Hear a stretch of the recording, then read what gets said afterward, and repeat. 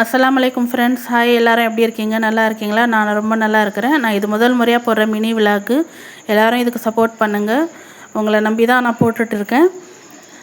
இப்போ என்ன விலாகுன்னு பார்த்தீங்கன்னாக்கா, நான் ஒரு இடத்துக்கு கிளம்புற மாதிரி இருந்துச்சு. சொந்தக்காரங்களோடு சேர்ந்து ஒரு சின்ன ட்ரிப்பு.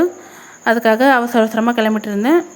நான் இப்போ என்ன செய்கிறேன்னு பார்த்தீங்கன்னா, பொங்கல் கொஞ்சம் செஞ்சுருந்தேங்க. ஏன்னா போகிற வழியில் பசி எடுத்துக்கும், கொஞ்சம் வீட்லேயே சாப்பிட்டுட்டு போயிடலாம் அப்படின்னு அது ஒரு பக்கம் தாளித்து விட்டுட்டு இருந்தேன்.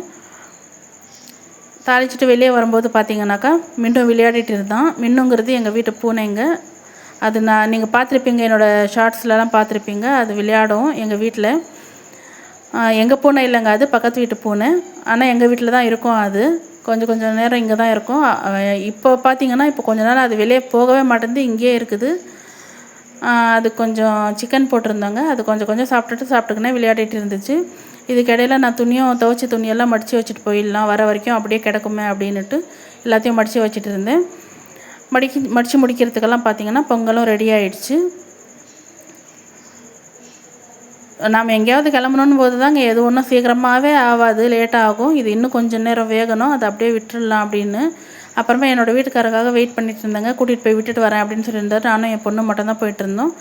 அப்புறம் எங்கள் வீட்டு பூனை தான் அவருக்காக காத்துட்டு இருந்துச்சு ஜன்னலில். அதுக்கப்புறம் என் பொண்ணு பார்த்துட்டு இருந்தா. இனிமேல் தொடர்ந்து மினி விலாக் வருங்க. நீங்கள் சப்போர்ட் பண்ணுவீங்கன்ற ஒரு தைரியத்தில் நான் போட்டுட்ருக்கேன். எனக்கு சப்போர்ட் பண்ணுங்கள். உங்களை நம்பி தாங்க இந்த வீடியோ ஆரம்பிச்சிருக்கேன். அப்புறம் என் பொண்ணு பார்த்துட்டு இருந்தாங்க, அப்பா வராரா அப்படின்னு. எங்கள் வீட்டை மின்னு போய் படுத்துட்டான், டயர்டாகி காத்துட்டு. ஏன்னா 5 மணிக்கு கிளம்ப வேண்டிய நாங்கள் 7:30 8 மணி ஆயிடுச்சு. அதனால் அவன் போய் படுத்துட்டான். நாங்கள் அதுக்கப்புறம் கிளம்பிட்டோம். இனிமேல் என்ன நடக்குதுன்னு பார்க்கலாம்.